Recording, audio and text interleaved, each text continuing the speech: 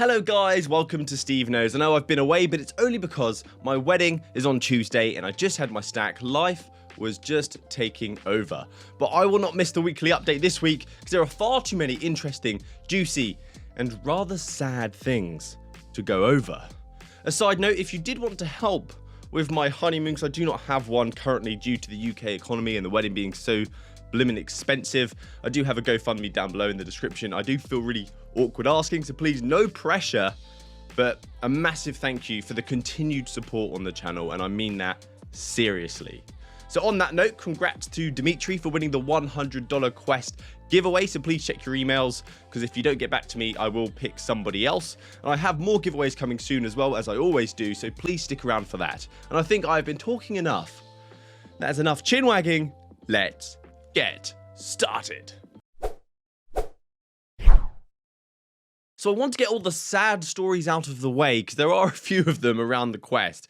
And I'm going to start off with the new price increase that will be happening in a couple of days' time from VR headsets to the accessories. So there are a few reasons I believe this to be happening, although it is my speculation. There is no actually solid confirmation or report from Meta as to why, just political fluff. So Meta posted a blog stating that their accessories, refurbished units, and new Quest headsets will be increasing in price as of the 1st of August, and by quite a chunk. So I'm going to list all of the accessories and the headsets, the old and the new cost, and this is in dollars. I don't know exactly the exchange rate across country, but if you're in the UK, tradition, it's safe to say just turn that dollar into a sterling, and that's how much it's going to cost for us. So a new Quest 128GB model is going from $300 to $400. A new 256GB model is going from $400 to $500. The Meta Quest 2 Elite strap is going from $49 to $60. The Meta Quest 2 Elite strap with a battery is going from $109 to $120.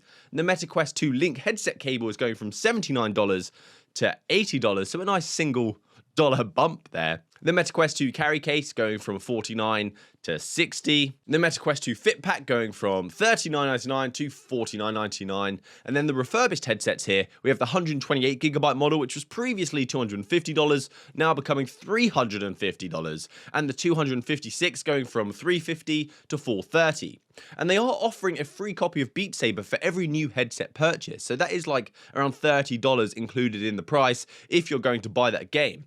But a refurbished headset, you do not get that luxury, you do not get the free game. So if you're on the fence between going new or refurbished to try and save some money, add the cost of Beat Saber in, as it might help with your decision, because that's $30. That's a big chunk of the increase. And a few reasons as to why this could be happening, because Western economics is in some muddy waters. We've had high inflation, world catastrophes, a worldwide pandemic recently, which is we're still feeling the effects of that, which could contribute to the rising costs. And we've also had the introduction of these new Meta accounts that are coming in August as well. So they will no longer be linking Facebook accounts to the headsets, which means it's going to skew their data collection. And Facebook, their business model is data collection for advertising. So you could say that your data was worth $100, which is so sad.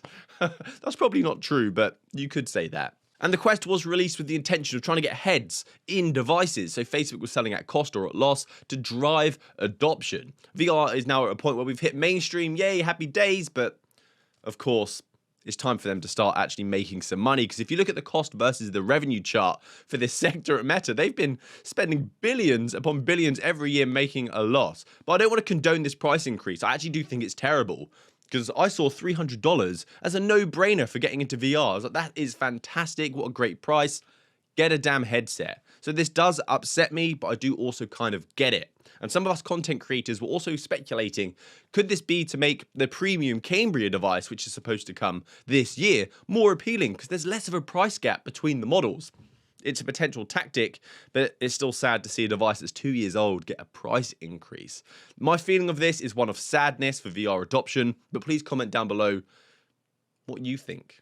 I'm sure someone's got a hot take. But it's not over. I have another piece of sad news, and this is the start of phasing out the Quest 1. As Population 1, one of the most popular games in VR, the Battle Royale, is ending its support for the Quest 1 this October, which is round about when they're looking at releasing the Cambria headset if we look at the history of Meta of their releases and their Connect events. So they tweeted out saying, we're building big Pop 1 experiences that will push the boundaries of multiplayer VR.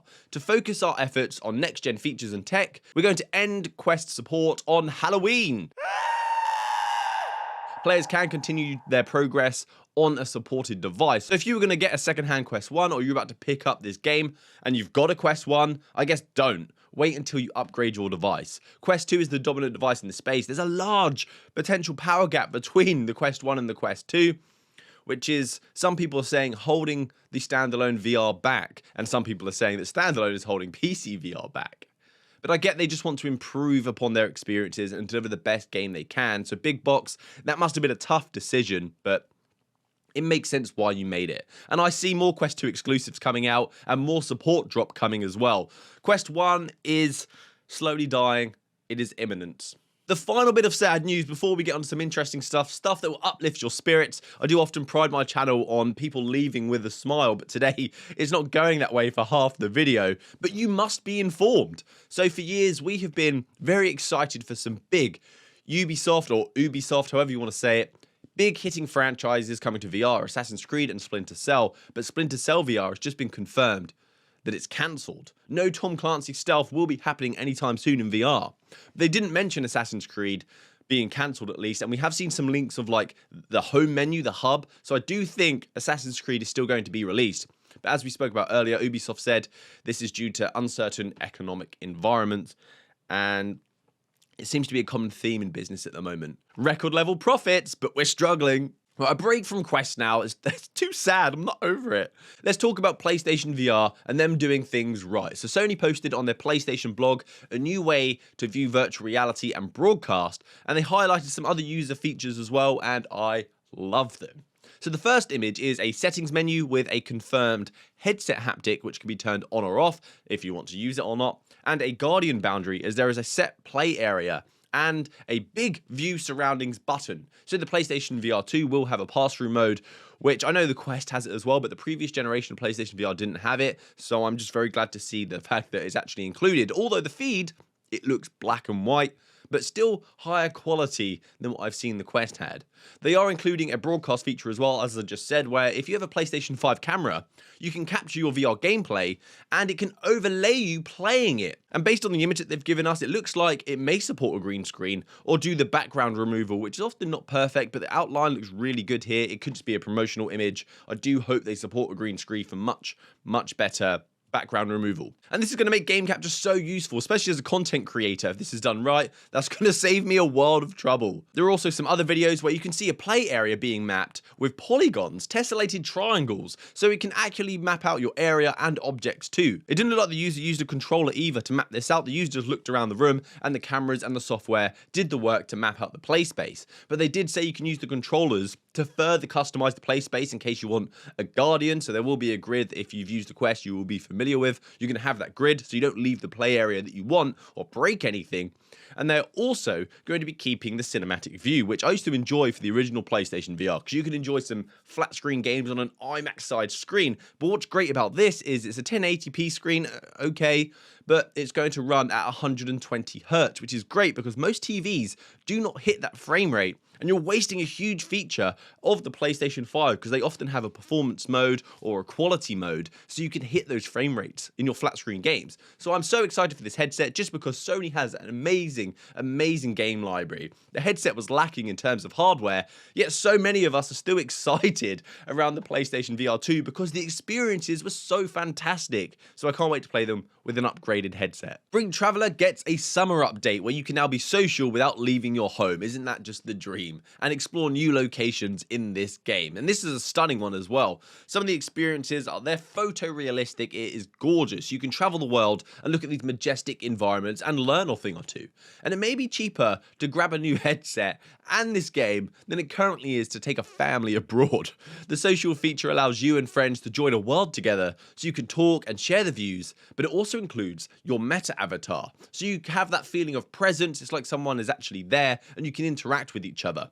And the best feature is, if you don't have any friends, it does have a random feature where you can just join strangers and explore together. Perhaps you'll make one. So now a game that disappeared and it came back, and now we've got some more gameplay, is Gambit. A new gameplay has been revealed and it's coming to PSVR and the Quest 2, and it looks really fast-paced in nature. I love that. It gets me really excited because there's not too much like that in VR unless you want to play the original Doom or Quake VR.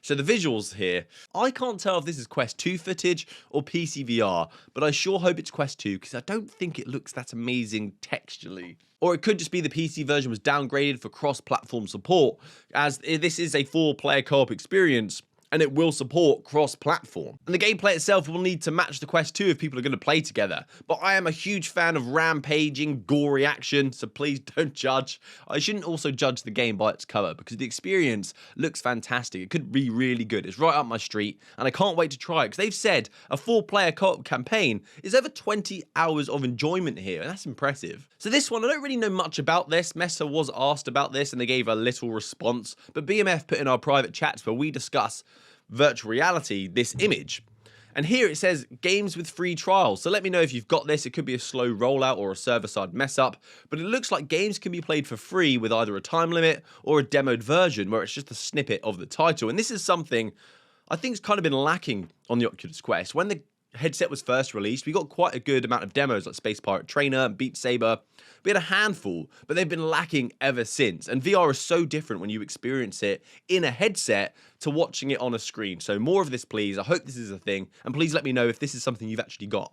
A quick note as well, Bonelab hype. Whoop, whoop. Can't wait for that game. Brandon tweeted saying that the game is fully completed now from start to finish. From start to credits, and is now spending time working on polish. And with the game not expected to be released for a while, this is actually great news.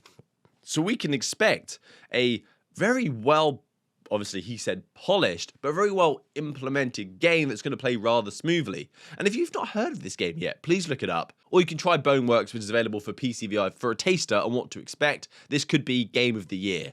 And finally, a big cheer for the success of a VR documentary that I was worried about, but critics and VR lovers seem to have taken really well to it. So this is a VR chat love story documentary on HBO, if you were interested. I'll link it down below in the description.